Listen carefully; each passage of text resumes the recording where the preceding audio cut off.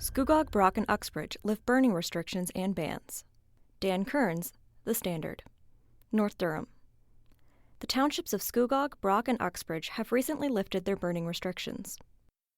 At a meeting on Monday, June 19th, Scugog Fire Chief Mark Burney announced the township's burning restrictions had been lifted as of Saturday, June 17th. I just ask that everybody please burn responsibly, which includes having a permit, Fire Chief Mark Burney said. Those restrictions, which banned all open-air burning except for recreational fires, had been put in place on Wednesday, June 7th due to dry conditions.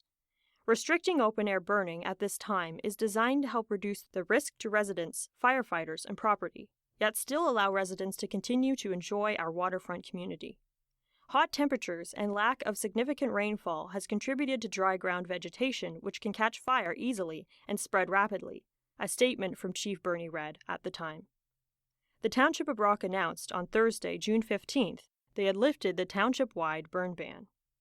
Effective immediately, the burn ban has been lifted and the risk rating has been set to high risk. Recreational, open-air, and agricultural burning is permitted, providing residents have a 2023 burn permit, read a statement on Twitter from the township.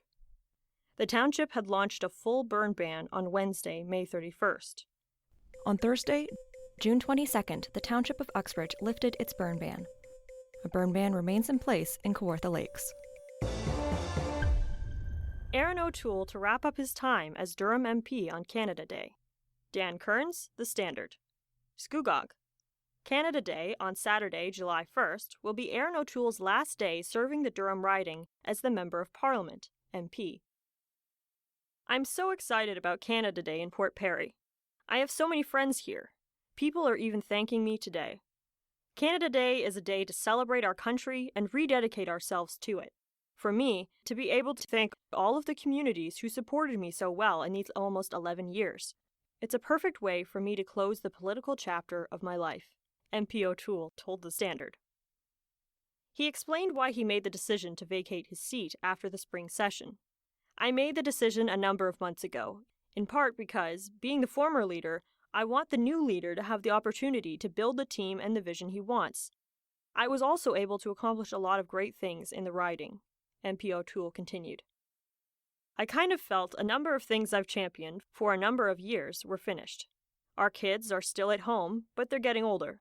So it was a perfect window and then a perfect opportunity for me to work in the private sector. So I gave the community and my riding association the heads up, so people could look into becoming the Conservative candidate. MP O'Toole served as the leader of the Conservative Party of Canada from 2020 until 2022. He was recently hired to work for the advisory firm ADIT North America. So far, 2 people have announced their intentions to run as the Conservative Party candidate in the riding: Robert Rock and Jamil Javani.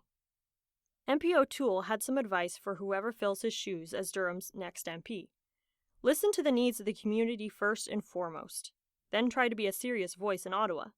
Propose changes, don't just criticize the government. Encourage and inspire people to sign on to those changes, and allow the people in Scugog, Clarington, and Oshawa to see their MP in action. He also spoke about his relationship with current leader, Pierre Poilievre. I have a good relationship with him. We're different leaders, we have different styles. He's very good in the House of Commons, and can be a very good communicator. I think I brought a lot of real-world experience and tried to bring a bit more national vision. But the times call for different leaders and different styles. I think coming out of the pandemic, when I wasn't able to win the seats I needed to, that allowed people to look for another leader which maybe had their frustrations in mind. Despite losing the party's support as leader after the 2021 election, Mr. O'Toole is leaving the job as Durham's MP with no regrets. I think we modernized the party, both from an operational standpoint and a policy standpoint. The Liberals used the pandemic and the vaccine mandate to try and split our movement. I like to think I not only modernized the party, I made sure we survived and won the popular vote in a very tough election, which really could have led our party to blow up. I kept it together. Welcome to You've Got to Be Kidding, a podcast that offers a different perspective of life around us. Listen now to author Jonathan van Bilsen. Hey, ChatGPT, write 50 words about Port Perry. Port Perry is a small town located in Scugog, Ontario, Canada. It is known for its historical downtown area, beautiful waterfront, and recreational activities such as boating and fishing. The town also hosts several festivals and events throughout the year, including the Port Perry Fair and the Festival of Lights. And so it begins. AI, or artificial intelligence, is the latest buzzword in the world of technology. There are a number of companies rushing to bring products to market in hopes of being among the first to profit from this newest craze. So what exactly is AI and how does it apply to our lives? First off, AI has been around for a long time. It's only recently that it's been transferred into an affordable product for our daily use, the biggest and most popular being a writing system. As I showed above, a simple question will generate a 50, 100, 500, or endless amount of word essay on a topic. Needless to say, this has the education community up in arms. Students can produce papers without lifting a finger. Authors can write articles, musicians can create lyrics, and poets can pen prose, all by entering a few keywords into a computer, phone, or tablet. The one element which makes this process fallible is the basis for anything AI produces is the internet. This means it has access to trillions of pieces of information. However, it also means it does not decipher correct from incorrect. If the information is on the web, AI will summarize it for you, right or wrong. Google Home and Amazon Alexa are examples of AI technology taken to the next level. They've incorporated voice technology into their systems to make the devices seem almost human. Words are not the only element of AI technology. The painting below was created by me telling ChatGPT to create an oil painting of a man sitting at a desk in the forest. It's not an image simply taken from the internet, but a composition of different elements available. One thing I can guarantee you is as long as I'm writing, the thoughts and words generated in my columns are created by the non-artificial intelligence of my brain. I'm Jonathan van Bilsen, and this is You've Got to Be Kidding.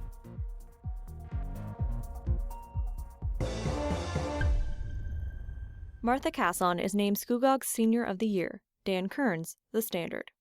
Scugog. Martha Casson has been selected as Scugog's Senior of the Year recipient.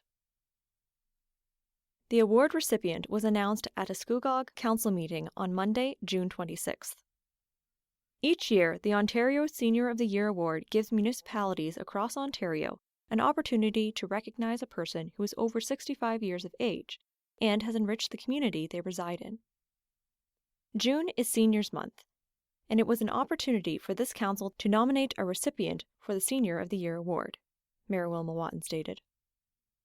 Mayor Watton also explained why the township selected Ms. Casson for the award this year.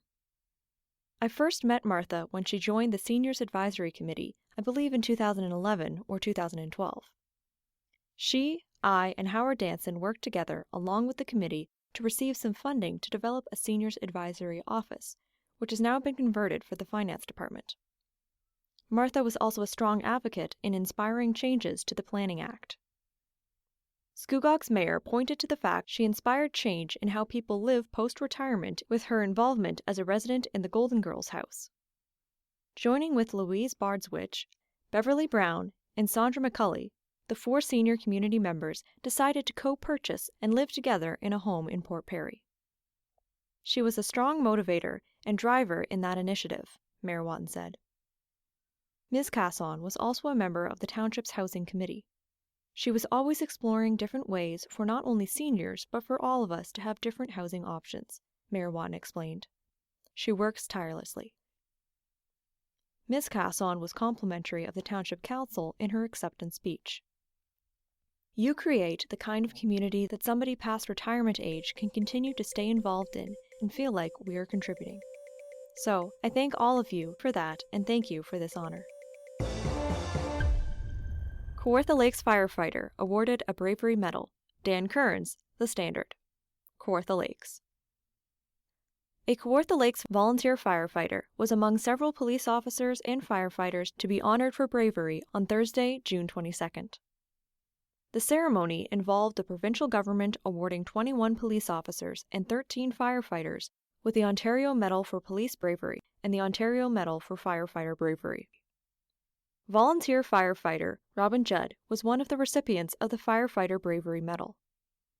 On August 31, 2021, Kawartha Lakes Fire Rescue Service responded swiftly to a distress call reporting a 12-year-old child trapped in the exhaust tunnel of the generator station at Elliott Falls, Norland.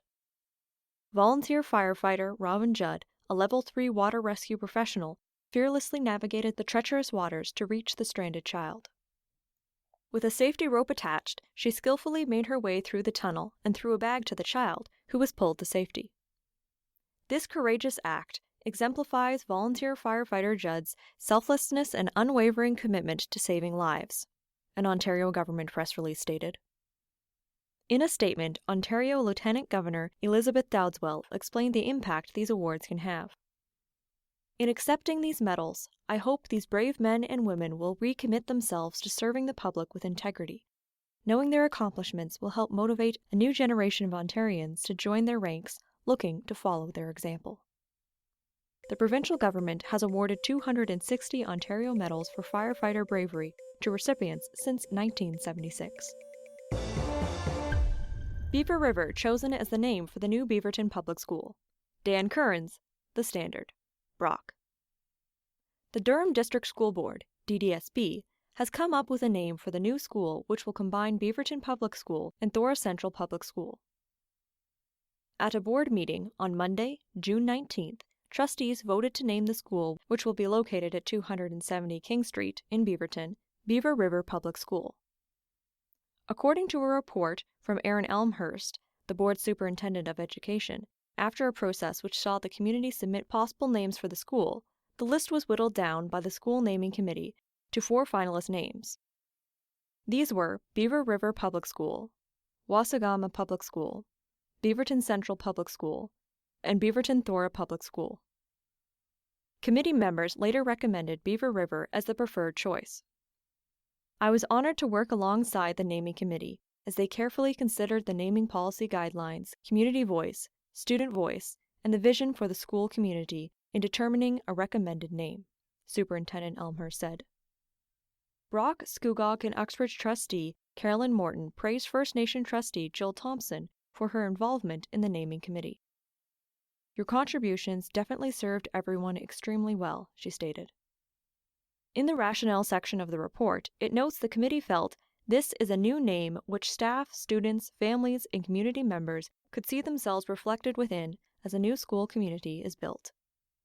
The report also states this name could provide opportunities for ongoing learning around land, water, and environmental stewardship. The DDSB received approval from the Ministry of Education in February of 2018 to build this new school. Completion of construction is expected in September of 2024. You've Got to Be Kidding was presented by X4 Media with permission from the Standard Media Group. We endeavor to make all information contained in this program as accurate as possible at production time. X4 Media and the Standard Media Group are not responsible for any liabilities resulting from information contained in this program. For more information, please visit x4media.ca.